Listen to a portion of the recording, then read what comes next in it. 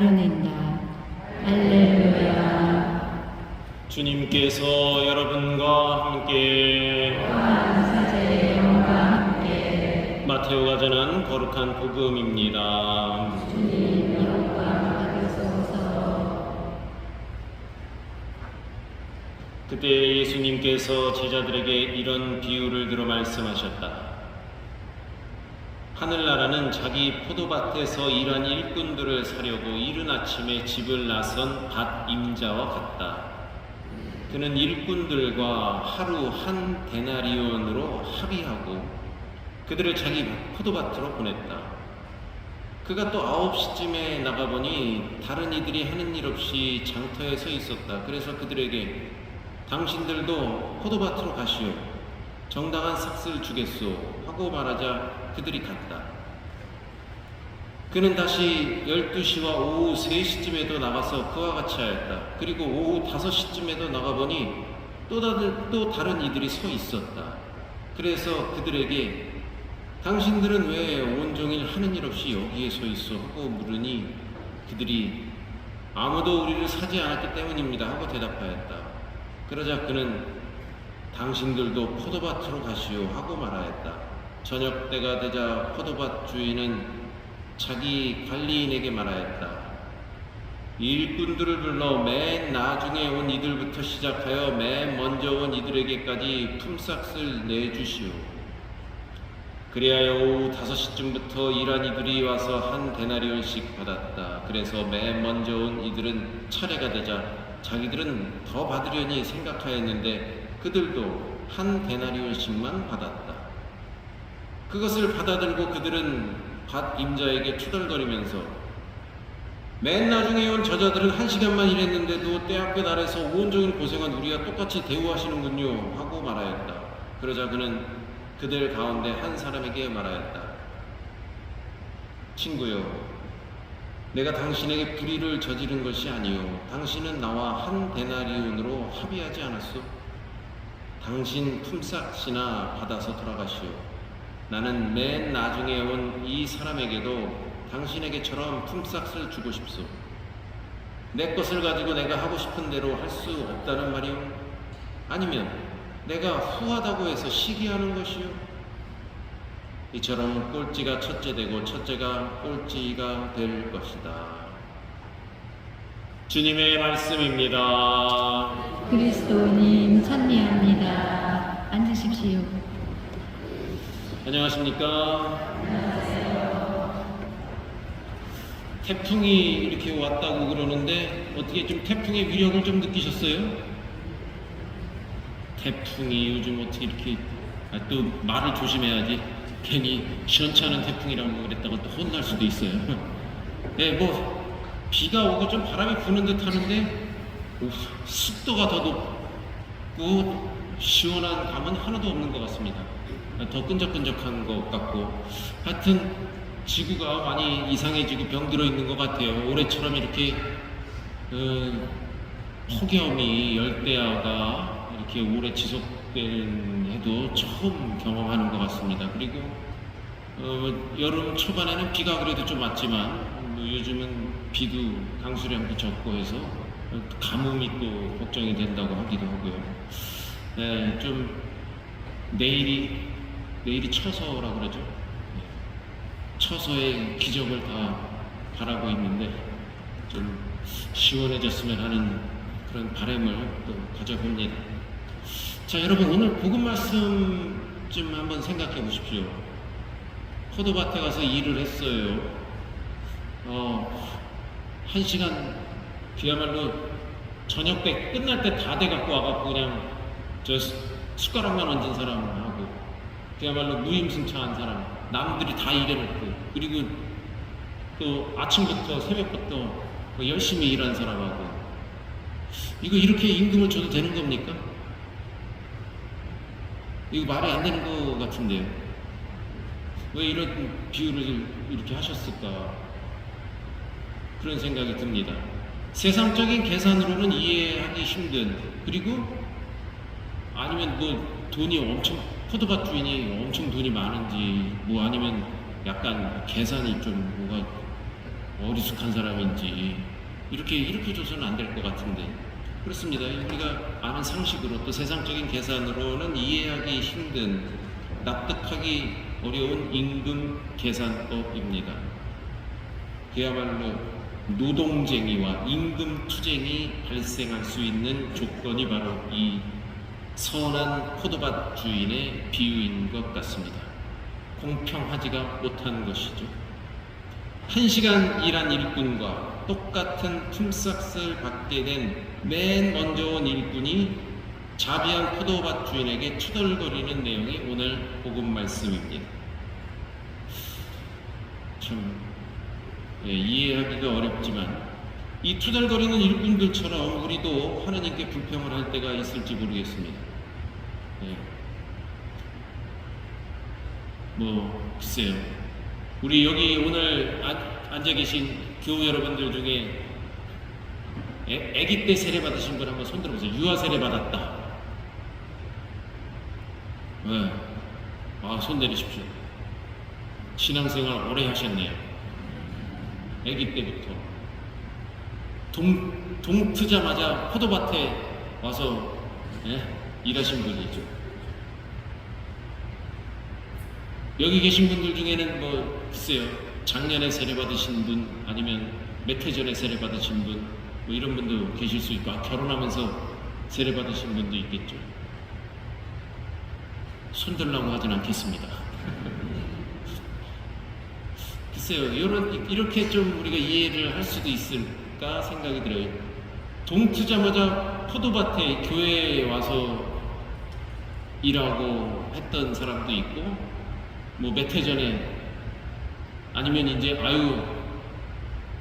살 날이 며칠 안 남았는데 이제 저 서산에 해 넘어가고 있네 하면서 1시간밖에 안 남았는데 이제 와서 일하는 사람도 있는데, 임금 하느님께서는 똑같은 임금을 주신다, 이렇게 또 이해를 하면 그 비유가 그렇게도 되겠구나 생각이 듭니다. 하느님, 제가 태어나면서 신앙생활을 열심히 해왔고 지금까지 내가 이 교회에다가 사무실에다가 교무금 낸 것만 모아도 집은 저 만수주공 2채는 샀을 겁니다. 내가 새벽부터 얼마나 일을 열심히 했는데. 아니, 내가 그동안 성당에서 봉사한 시간만, 내지오 활동한 시간만 합쳐도 엊그저께 저 천년성체한 그 꼬마애들, 걔네들이 살아온 인생보다도 더 길 텐데 나를 한 대나리온밖에 안 준다는 말입니까? 평생 신앙생활을 한 사람과 죽기 전에 세례를 받은 사람과 똑같이 천국에 간다? 이거 안 맞는 거 아닙니까? 세상의 가치로 따지면은 이거 한번 셈을 계산기 두드려 볼 만한 일일 수 있을 것입니다. 그렇습니다. 우리가 아는 이 상식적인 우리 셈의 계산법으로는 오늘 이 복음이 이해하기 어려운 부분이 있습니다. 그런데 지금 제가 말씀드린 것처럼 유아 세례 받은 사람이나 젊었을 때 세례 받은 사람이나 나이 들어서 받은 사람이나 이제 좀 있으면 숨 넘어가겠어 이럴 때 세례 받은 사람이나 포도밭 주인은 한 데나리온씩 주는 거죠. 그렇다고 오늘 복음에 나오는 이 투덜거리는 아침 일찍 와서 일한 사람처럼 투덜거릴 수는 있겠습니다. 이해는 됩니다. 공감이 되긴 합니다만 하느님의 계산법은 그런 것이 아니죠. 한 데나리온은 보통 노동자의 하루 품삯이라고 합니다. 돈 10만 원이다, 이렇게 돈 15만 원이다, 이렇게 이해할 수도 있겠죠. 그러나 그 품삯이 바로 하늘나라다, 한 데나리온은 하늘나라다라고 우리가 이해한다면 그것은 결코 적은 액수가 아닙니다. 꼴찌가 되어 받은 사람이 첫째로 와서 일한 사람이나 다 차고 넘치는 액수입니다. 일찍 시작한 사람, 좀 늦게 시작한 사람, 다 하늘나라라는 큰 데나리온을 받았습니다. 누구에게나 다 넉넉하고 넘치는 그러한 액수인 것이죠. 무한대를 말하는 것입니다. 이렇게 한정된 돈 10만 원이야 딱 이게 아니라 무한대 우리에게 주어지는 큰 은총을 말하는 것이죠. 은총이 이미 차고 넘치는데 뭐 더 큰 무슨 어떤 은총을 바라거나 남이 받은 큰 은총을 시기 질투할 필요는 없다는 것입니다. 다른 사람과 비교할 이유도 또 뭐 질투심을 만들어낼 이유도 없는 것이죠. 그런데 또 한편으로는 이런 것은 또 생각해 볼 수 있을 것 같아요. 죽기 전에 바로 하느님의 이름만 알고 죽은 사람이 하느님과 맺는 친교의 그 깊이와 한평생 하느님 안에서 울고 웃으며 그분과 함께 살아온 사람이 하느님과 맺은 그 친교의 깊이는 좀 차이가 있겠죠. 70평생을 살아왔는데 쭉 어려서부터 신앙생활을 하면서 정말 하느님과의 이런 관계, 교회와의 관계를 잘 맺어가면서 그 안에서 은총과 평화와 사랑을 느끼고 그 만남의 하느님과의 인격적인 만남의 깊이를 체험한 그의 70평생과 그냥 잘 모르고 살다가 나중에 뭐 한 2, 3년 어떻게 하느님이 계시구나 그래 내가 하느님을 믿어야지 하면서 하느님과 맺었던 그런 그 깊이와는 아무래도 좀 차이가 있을 수 있겠죠.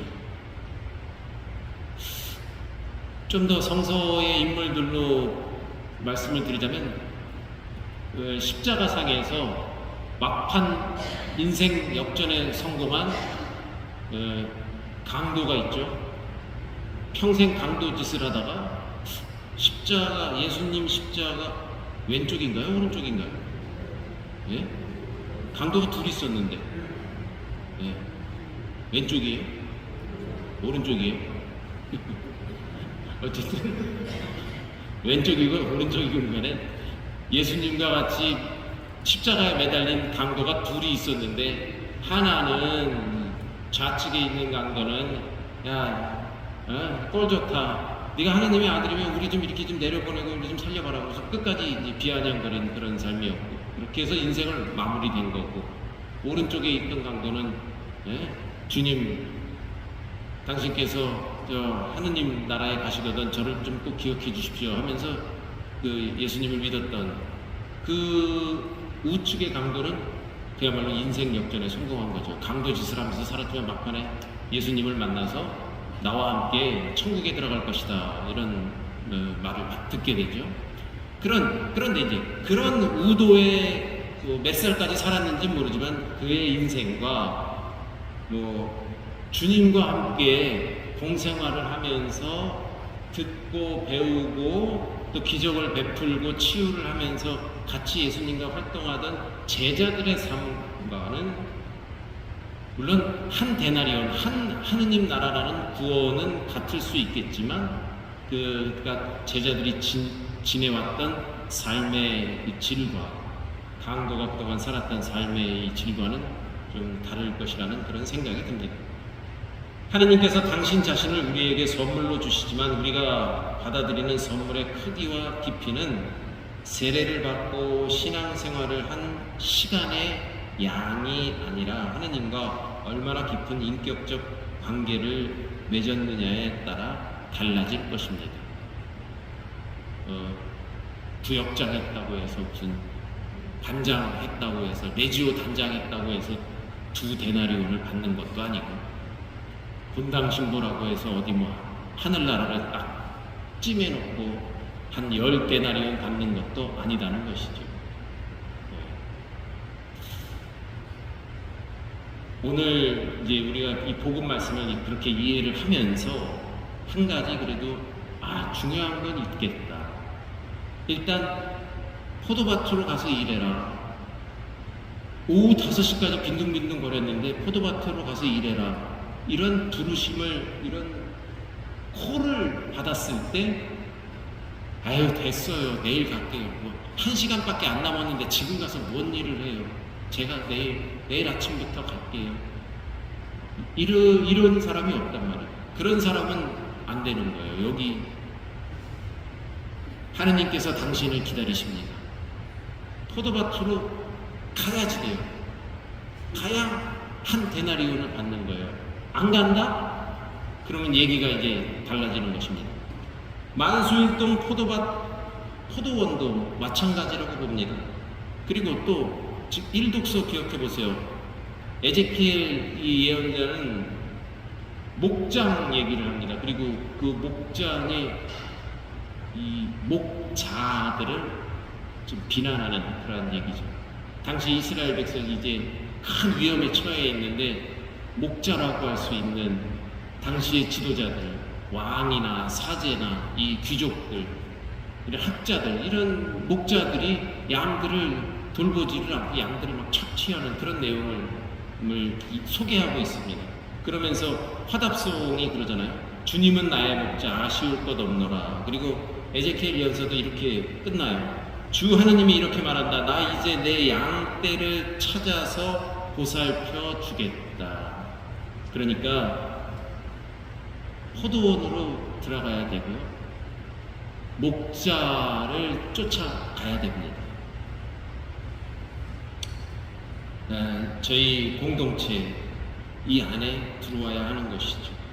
그리고 일단 호미를 들던 삽을 들던 일하는 척이라도 해야 된다 이 말입니다. 그래야 임금을 받아요. 일독서에서는 목장, 복음에서는 포도원이 배경인데 그 목장과 포도원은 우리 가정일 수 있고 직장일 수 있고 바로 여기 교회 우리 공동체 만수일동 성당일 수도 있고 단체 레지오 또는 구역 반 그런 포도원일 수 있는 것이죠. 밖으로 돌고 다른 곳에 관심을 가질 것이 아니라 하느님의 집, 하느님의 일, 하느님의 뜻 그 현장에 내가 가야 합니다.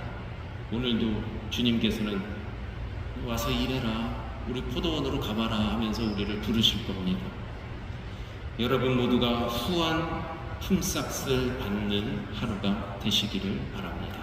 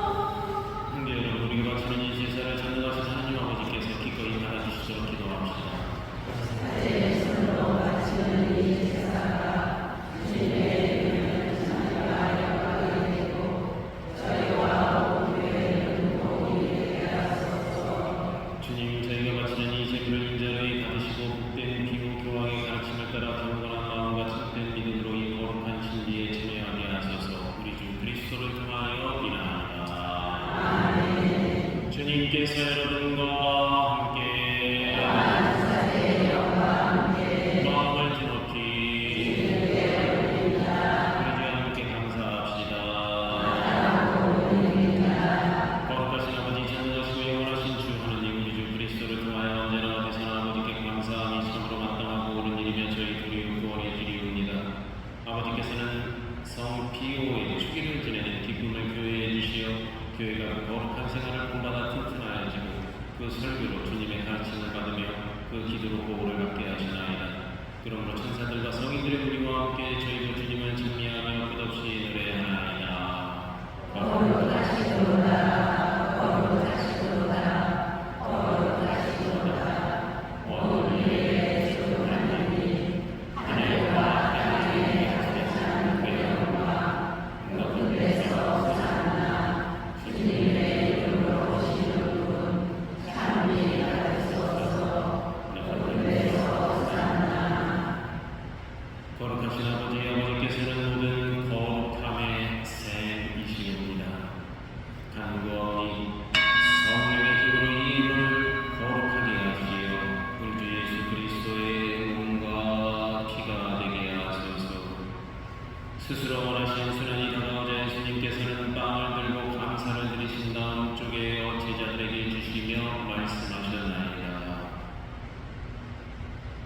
너희는 모두 이것을 받아 먹어라. 이는 너희를 위하여 내어줄 내 몸이다.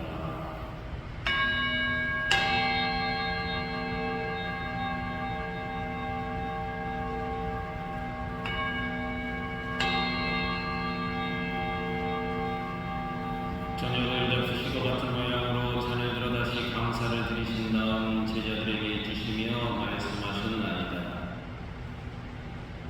너희는 모두 이것을 받아 마셔라. 이는 새롭고 영원한 계약을 맺는 내 피의 잔이니 죄를 사하여 주려고 너희와 많은 이를 위하여 흘릴 피다. 너희는 나를 기억하여 이를 행하라.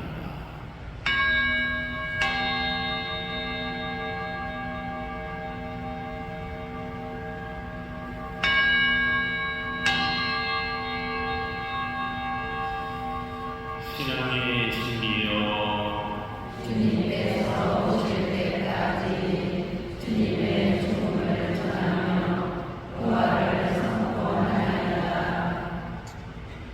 아버지, 저희는 그리스도의 죽음과 부활을 기념하며 생명의 빵과 구원의 잔을 공헌하나이다. 또한 저희가 아버지 앞에 나와 봉사하게 하시니 감사하나이다. 간절히 청하오니 저희가 그리스도의 몸과 피를 받아보시어 성령으로 모두 한 몸을 이루게 하소서. 주님, 온 세상에 널리 퍼져 있는 교회를 생각하시어 교황 프란치스코와 저희 주교 요한 세례자와 모든 성직자와 더불어 사랑의 교회를 이루게 하소서. 이 세상에서 흘러가신 주님의 종들을 생각하소서. 그들은 세례를 통하여 성자의 죽음에 동참하였으니 그 부활도 함께 누리게 하소서. 부활의 희망 속에 꼬이 잡는 그들과 세상을 떠난 다른 이들도 모두 생각하시며 그들이 주님의 빛나는 얼굴을 배우게 하소서.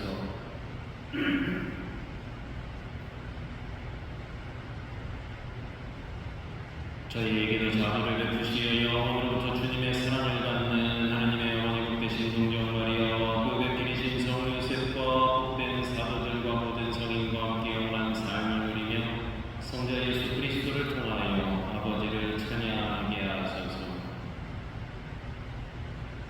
그리스도를 통하여 그리스도와 함께 그리스도 안에서 성령으로 하나 되어 전능하신 천주 성부 모든 영예와 영광을 영원히 받으소서.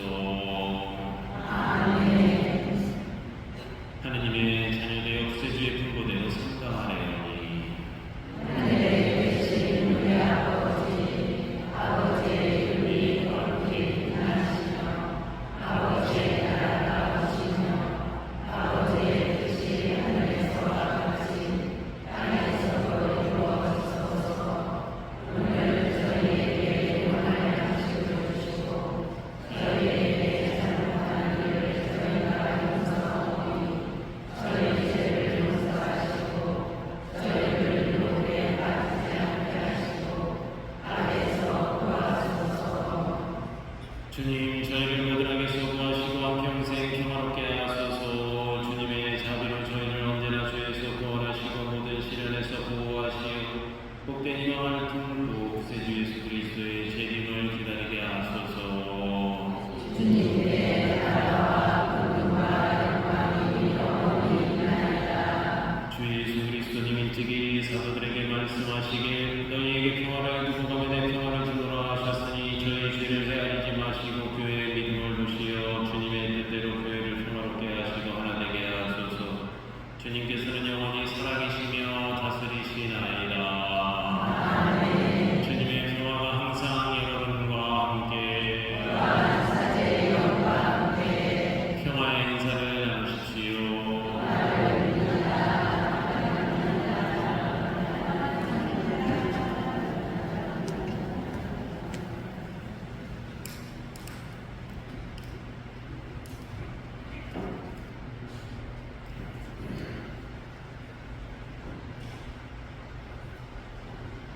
하느님의 어린 양, 세상의 죄를 없애시는 주님, 자비를 베푸소서. 하느님의 어린 양, 세상의 죄를 없애시는 주님, 자비를 베푸소서. 하느님의